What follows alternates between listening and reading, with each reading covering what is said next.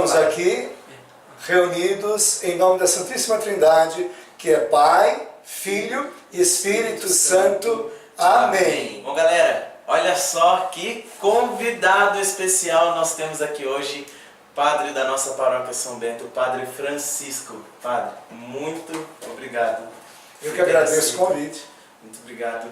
E nós trouxemos o padre aqui hoje porque Deus, através de seu Filho, nos deixou pastores, né? E os padres são para nós pastores, que nos ajudam na caminhada, que nos ajudam a viver da melhor maneira possível uma vida cristã, centrada em Cristo Jesus. E por isso nós trouxemos aqui hoje o Padre Francisco, para a gente poder partilhar um pouco mais sobre o sacerdócio, sobre essa vocação tão linda que se chama sacerdócio. Amém. O que é ser padre? O que é ser padre? Boa pergunta. Primeiramente, o ser padre é um chamado especial que nenhum de nós, nenhum sacerdote, nem o Papa, ninguém tem essa dignidade de o ser. É um chamado de amor que Deus chamou alguns dentre os seus discípulos, dentro da sua igreja, para depois continuar e ajudar a igreja a ser igreja, a viver presente, mas não só no sacerdote ministerial, mas ele vive presente no sacerdócio régio, que somos todos nós batizados em filhos de Deus. Então, o sacerdote ministerial, ele na verdade está a serviço do sacerdócio régio. Ele não é para ser servido, ele é para servir. Então, é aos passos de Jesus, mais de perto. Todos nós temos que seguir os passos de Cristo. Mas no caso aqui, é aquele que Jesus chama a estar com ele ali, como os apóstolos, né? Estiveram com ele, tiveram aquela formação com Jesus. O sacerdote também tem que ter um tempo de formação. E depois dessa formação, é claro que ele tem que estar sempre deixando-se transformar em seu coração pela graça de Deus, para que constantemente essa transformação o configura com a pessoa de Cristo e ele possa levar avante uma missão que ele não é e não tem condições de fazê-la ou de realizá-la sem a presença de Jesus. Portanto, ser padre é um ser que deve ser entregue a Jesus constantemente, porque ele fala do amor, ele tem que viver o amor, testemunhar o amor, e a gente é de carne e osso, a gente também peca, a gente também é fraco, a gente é tentado constantemente. Se não tivermos essa intimidade com Jesus, o sacerdote ele acaba sendo uma pedra de tropeço ao invés de ser um sinal da graça. Falando assim, dá até vontade de ser padre. Então vamos lá, tá bom? Você também. É brincadeira, tá? Padre, como o senhor descobriu a sua vocação para o sacerdócio? Em que momento da sua vida o senhor falou assim, não, eu quero ser padre, eu quero viver esse chamado? Então, esse chamado, ele veio quando eu era criança, quando eu era da puberdade, né? Eu era bem novinho. Eu até falo para as pessoas que me conhecem, já sabem que eu já contei isso, mas eu quando fiz a 5ª série, meu apelido na escola tornou-se padre. Porque eu... É padre deste tempo. Tá vendo? Tu é sacerdote para sempre, segundo a ordem de Melquisedeque. Então por quê? Porque eu, na primeira aula de ciência que eu tive, ou uma das primeiras, já não me recordo, então foi da 5ª série, e o professor começou a dizer alguma coisa, e eu levantei, eu tinha 11 anos, e falei, professor, isso não pode ser assim. A ciência quer provar que Deus não existe, mas Deus existe sim. Então meu apelido ficou padre. Mas eu gostava, mas isso passou aquela fase da adolescência, aí namorei e fui por aí afora. Com 27 anos eu comecei a sentir o chamado, já bem mais tarde, né? Comecei a sentir que o Senhor me chamava para o sacerdócio, cá entre nós. E eu corri como o diabo corre da cruz. Mas tudo bem. Aí, mas não fala pra ninguém. Aí, que eu, né? Aí eu corri, mas o senhor, ele é espertinho pra caramba. Ele pegou na curva. A gente diminuiu a velocidade e falou, agora pôs a mão, já era, né? Aí, então amadureci a ideia, juntamente com um padre irmão, um padre pai, meu padre, que é também meu diretor espiritual, Padre Rocha, que está lá nos Açores, que a gente trabalhou juntos durante 15 anos, Portugal, que eu estive lá também, né? Mas que ainda nós mantemos contato, claro, se Deus quiser ele vem aqui ainda para nos visitar, né? E aí a gente foi acompanhar, amadurecemos a ideia, quer dizer, não a ideia, mas o chamado, né? Amadureci, me preparei, disse meu sim com 28 anos, me preparei com 29 e entrei com 30 anos no seminário. Amém. Rápido, né? Agora, padre, uma dúvida assim, que muitas pessoas têm. Hoje não é tão comum nós vermos isso, né? Mas antigamente os padres usavam muito assim, a roupa toda preta. Ah, é verdade. E muita gente não Nossa, sabe. eu estou até com o nome inglês aqui. E muita gente não sabe o porquê dos padres usarem, né, essa vestimenta toda preta. Por quê? Então, são coisas também de um tempo histórico, né? E outra, o cristianismo, onde ele se propagou, onde ele se formou mais, né? Foi na própria Europa, embora tenha começado na Palestina, mas logo foi para Roma e ali ficou e foi divulgando para o mundo inteiro. Claro que não era só a Europa, né? Estava no Oriente, mas da Europa que chegou aqui até nós também, e lá também é um continente sempre, né, mais frio que nós aqui no Brasil. E as pessoas sempre estão mais com roupa, vestimenta de frio do que propriamente nós aqui de clima tropical. E depois foi adotando o clero, né, foi sendo adotado uma roupa assim de morte para o mundo, não é? Esse é o sentido da roupa preta. Eu morri para o mundo, esse é o sentido. E depois essa roupa, ela até hoje, né, a gente vê padres, sobretudo ainda, né, em congregações, ou mesmo do clero, padres diocesanos, que talvez um ou outro ainda utilize até durante o dia ou em tempos normais, mas outros que utilizam quando tem festividades, solenidades, colocam uma batina, né? Então, mas o sentido é esse, né? Morrer para o mundo. Esse é o sentido. Muito lindo. Tá vendo? Padre, tem uma pergunta que todo mundo já Vamos me lá, pergunta pra mim, pessoal quer e saber. agora a resposta diretamente de um sacerdote. Meu Deus do céu, sabe que eu sou Por capaz? que o padre não pode casar? Pois é, por que eu não posso? Tudo bem, tudo bem. Papa, por quê? Tá bom, ok.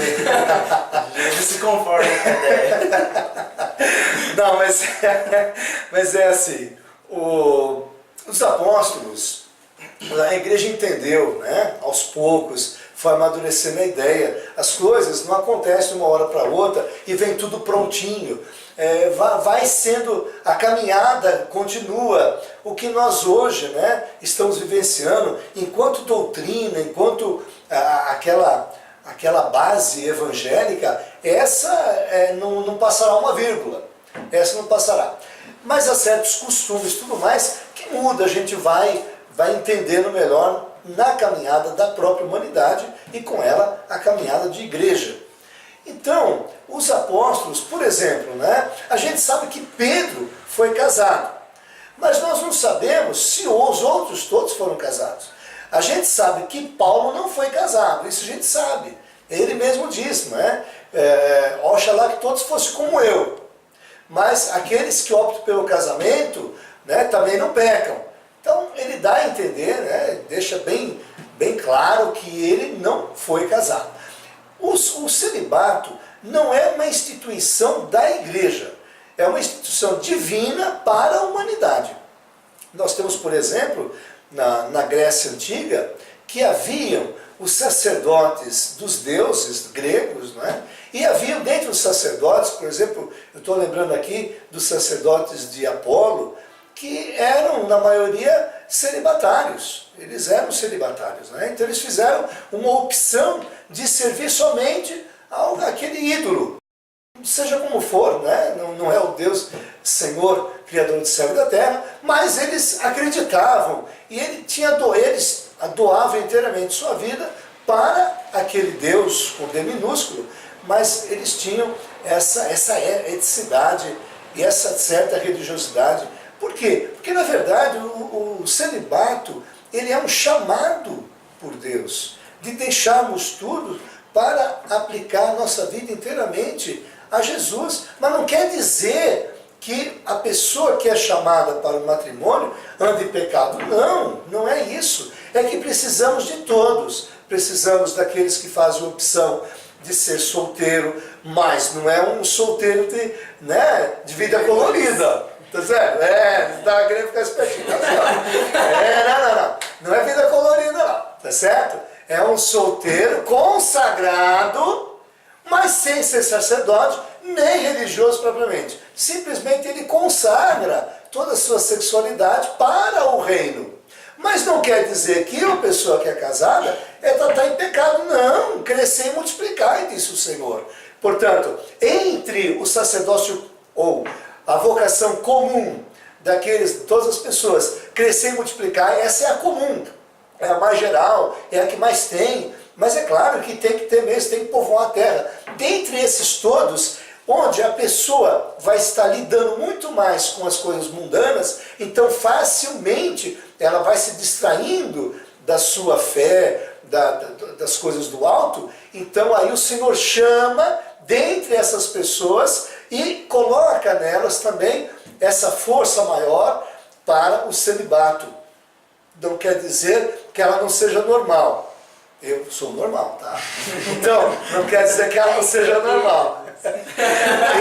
Então, ela é normal, né? Gosto de mulher. Talvez eu não gosto. Claro que eu gosto. Mas eu fiz uma opção por Cristo. Então, não é porque eu não gosto, não é porque eu gosto que agora eu vou me deixar. Não. Eu gosto, mas eu ainda amo muito mais a Jesus. Esse é o nosso padre, cara. Entendeu? Entenderam? É isso, é opção. E por isso que o celibato é uma instituição divina. Aí Jesus diz a esse respeito. Lá em Mateus a gente vai encontrar isso. Quem tem ouvidos para ouvir, que ouça. Caso contrário, não entende. Tá certo? Amém. O que mais? Amém. O que vocês querem? Uma pergunta, depois vocês perguntam, tá? Mas escreve lá embaixo, eu quero saber isso, a gente vai tentar responder. Amém. Se você, rapaz, se você, mocinha, querem, de fato, estão sentindo o chamado, ou está sentindo alguma coisa, não sabe bem se é o chamado, ainda não tem bem claro, né? Procura uma pessoa que lhes possa ajudar nesse discernimento, tá certo? Eu também tive uma pessoa que me ajudou. Então é normal que a gente tenha, né? Às vezes um colega já ajuda, mas conversa com alguém que também teve o chamado, porque ele vai saber com certeza, né, te orientar melhor.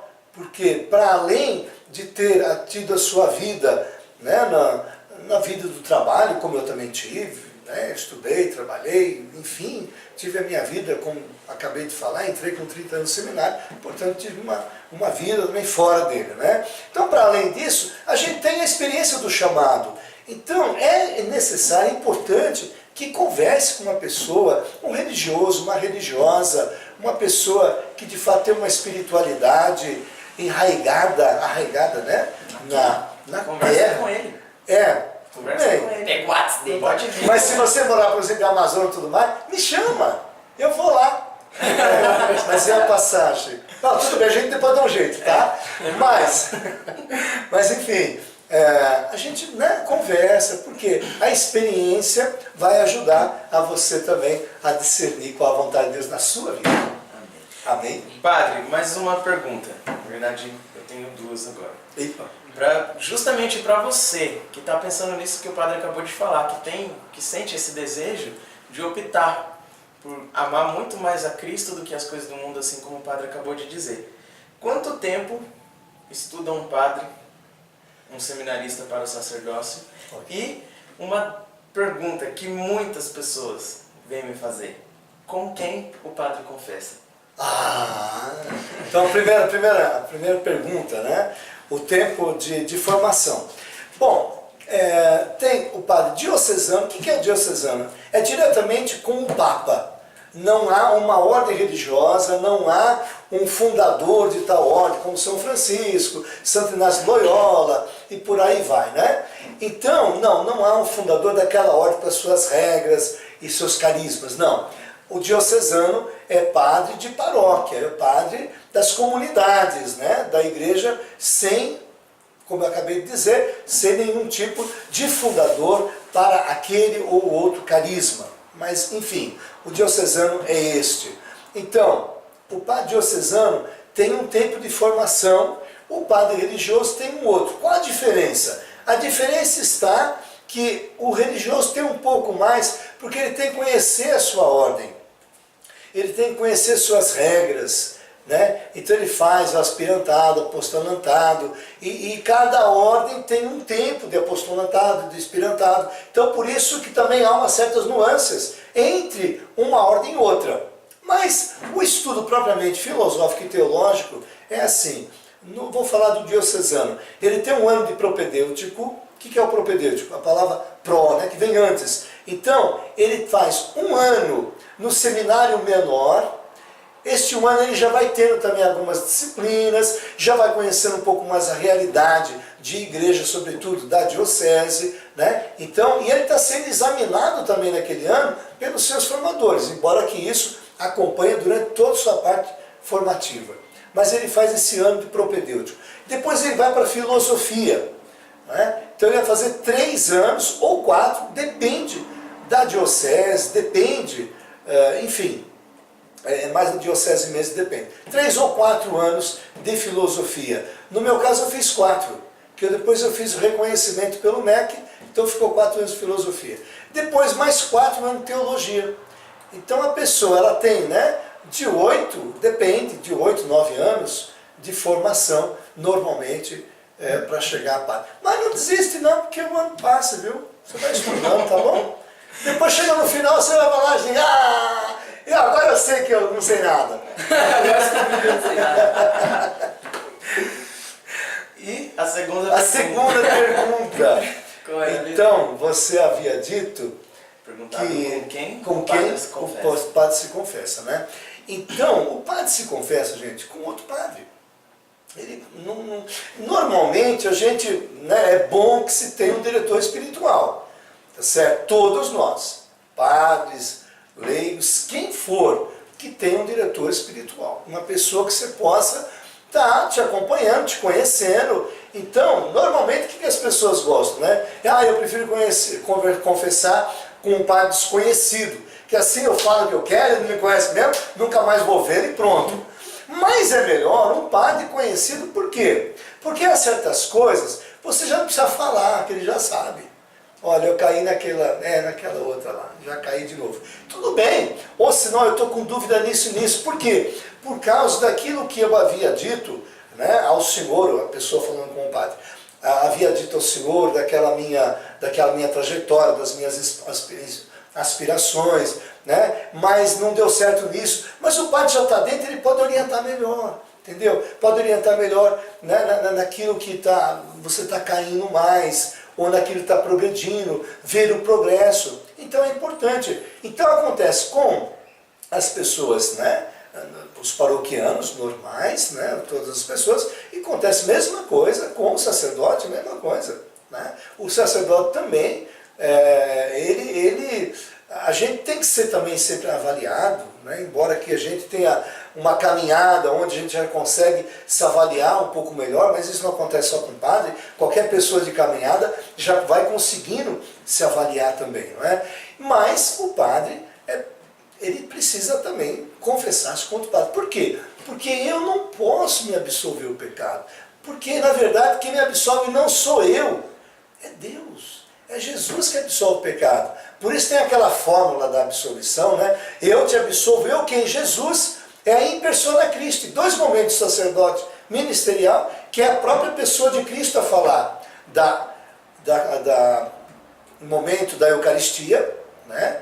Onde tem a transubstanciação, este é o meu corpo, este é o meu sangue, é o corpo de Cristo, é o sangue de Cristo. E eu te perdoo, eu, Jesus, te perdoo. Na boca do sacerdote, Jesus a falar, e dá a certeza da absolvição do pecado, tá certo? Então o sacerdote não pode, porque não é ele que perdoa, ele tem que ir a outro sacerdote e também confessar os seus pecados. Agora é hora do GEV News!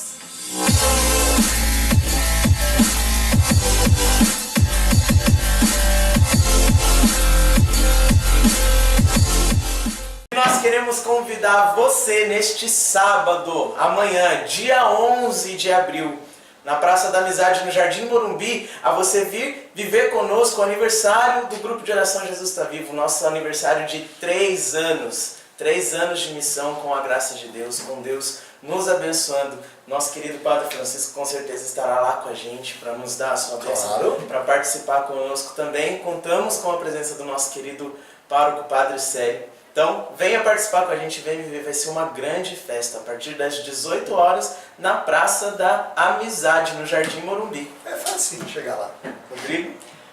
Se você também está em interesse de participar do nosso retiro de aprofundamento nos dias 24, 25 e 26 de abril, procure um dos filhos do grupo de oração para você preencher a sua ficha. O preço está R$40. Mas caso você assim, Rodrigo, mas eu não consigo, eu não tenho esse dinheiro, procura a gente, conversa, a gente procura alguma solução para que você não perca essa graça de Deus, essa oportunidade de vocês criar essa intimidade com Ele. E com certeza também o nosso querido Padre Francisco estará lá no nosso retiro. No último retiro ele também já esteve presente, foi uma bênção a presença dele lá conosco. Então, bom, nós contamos com a sua presença, não deixe de viver essa experiência com o Senhor. Venha experimentar aquilo que nós experimentamos todos os dias. amém. E se você tem o desejo de comprar aqui, ó, a nossa camiseta, eu estou usando, o Rodrigo está usando, a camiseta do Cristo ressuscitado, porque Jesus vive e reina para sempre. Compra, procura um dos filhos, comenta aqui embaixo, 40 é o retiro, R$25 a camiseta, faça já a sua encomenda, tá baratíssimo, barato demais. Tá muito boa. Vem andar com essa camiseta linda e anunciar para o mundo que Jesus está vivo. Isso mesmo. Isso aí. Padre, mais uma vez, muitíssimo obrigado. Amém. Muito obrigado a você que nos assiste, que está aqui conosco todas as semanas. Até a próxima. Compartilha esse vídeo, curte e espalha para todo mundo. É verdade. Compartilha no Facebook. O Padre Francisco também estará nos ajudando a divulgar. Com certeza. Pessoal de Portugal que não sabeu, essa bênção é nossa agora, tá? Já era. Me desculpe, mas é nosso. Não, Beijo pra brincadeira. vocês. Um forte abraço para vocês, que eu sei que vocês nos acompanham daí de Portugal. Deus abençoe vocês. E Padre, nós queremos encerrar com a sua bênção. Que Deus Todo-Poderoso ilumine a todos. Que lhes dê sempre aquele discernimento, você jovem, para saber o que é que Deus te chama, porque Ele te ama. E naquilo que você sentir no chamado de Deus e você responder o seu sim, você será feliz nessa vida e eternamente. Que Deus te abençoe, em nome do Pai, do Filho e do Espírito Santo. Amém.